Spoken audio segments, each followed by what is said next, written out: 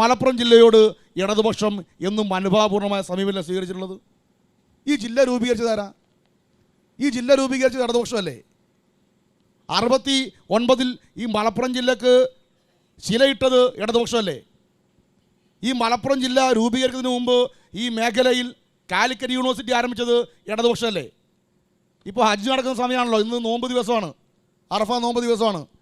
ഈ മലപ്പുറത്ത് നിന്ന് ഹജ്ജിന് പോകുന്ന ആയിരക്കണക്കിന് മനുഷ്യർക്ക് ഒരു ഹജ്ജ് ഹൗസ് ഉണ്ടാക്കിയത് ഇടതുപക്ഷമല്ലേ? ഈ മലപ്പുറം ജില്ലയിൽ നിങ്ങൾ നോക്ക്, കോടാനുകോടി രൂപയുടെ വികസന പ്രവർത്തനങ്ങളുടെ നിയന്ത്രണ കേന്ദ്രമാണ് ജില്ലാ ആസൂത്രണ കമ്മീഷൻ.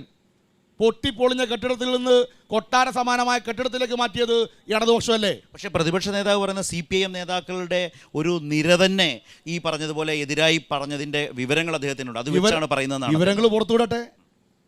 ഈ പ്രതിപക്ഷ നേതാവിൻ്റെ വിവരങ്ങൾ എന്താണുള്ളത് നമുക്കറിയാലോ.